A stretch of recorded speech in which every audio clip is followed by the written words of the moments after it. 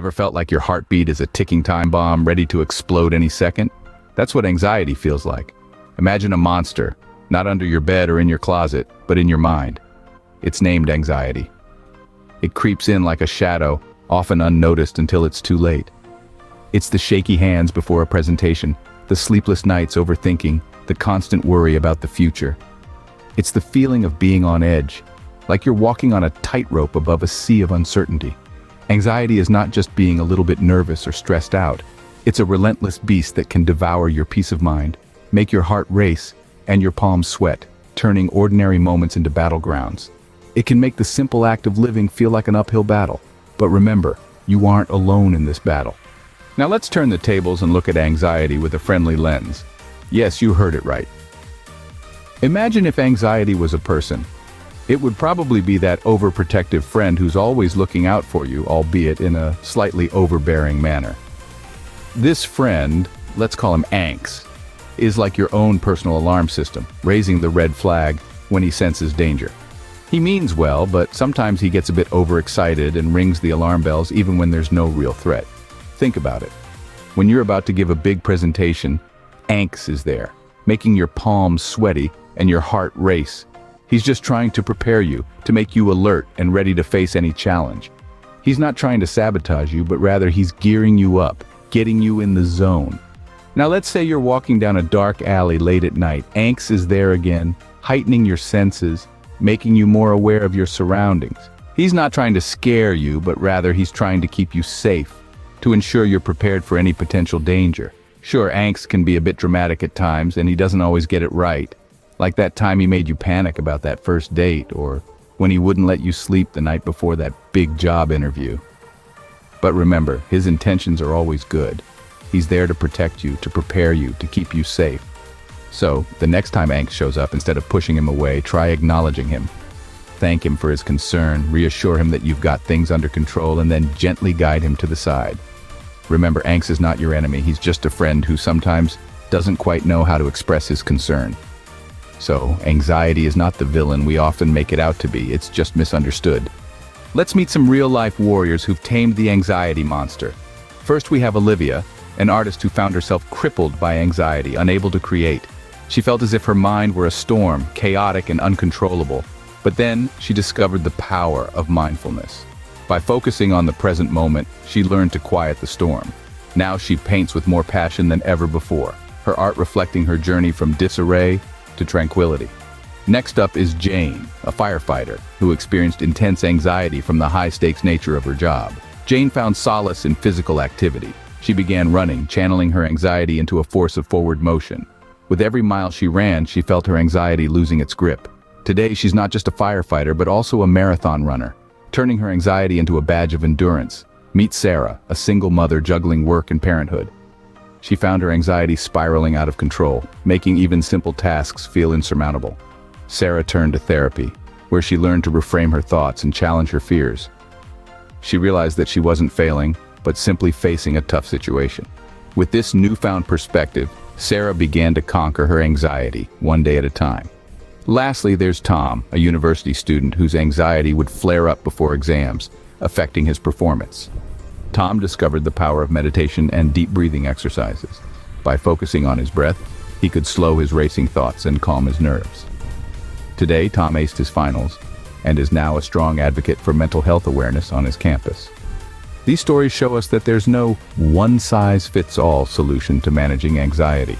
What works for one person might not work for another. It's about finding what works for you, be it mindfulness, physical activity, therapy, or meditation. Remember, these warriors weren't born with the tools to tame their anxiety. They found them along the way, and so can you. See? If they can do it, so can you. Ever wondered what's happening in your brain when you're anxious? Let's hear it from the experts. Picture your brain as a busy city with different neighborhoods, each with their own roles and functions. When anxiety hits, it's like a thunderstorm rolling in, affecting certain parts of the city more than others. The amygdala, often referred to as the fear center of the brain, is like the city's weather station, always on the lookout for potential threats. When it detects something it perceives as dangerous, it sends out an alarm to the rest of the brain. This alarm triggers the hypothalamus, the brain's command center. It's like the city's mayor, instructing various departments to take action. In response, it sends a signal to the adrenal glands, the body's stress response team. They pump adrenaline into the bloodstream, causing physical symptoms like increased heart rate, rapid breathing, and sweaty palms. This is our body's natural fight or flight response. However, with anxiety disorders, this system can be overly reactive, like a weather station sounding the alarm for a light drizzle. This is where the prefrontal cortex, the city's rational thinker, should step in.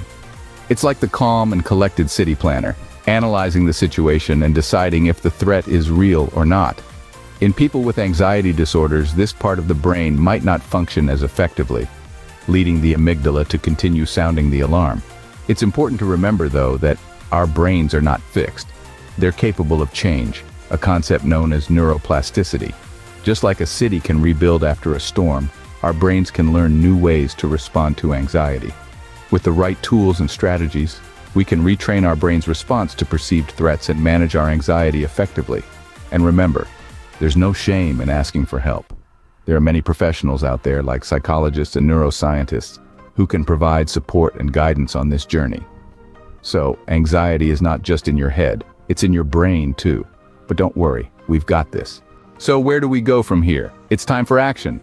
Now that we've dived deep into the world of anxiety, understood its friendly face, heard from real-life warriors, and touched upon the science behind it, it's time we talk about your first step to victory.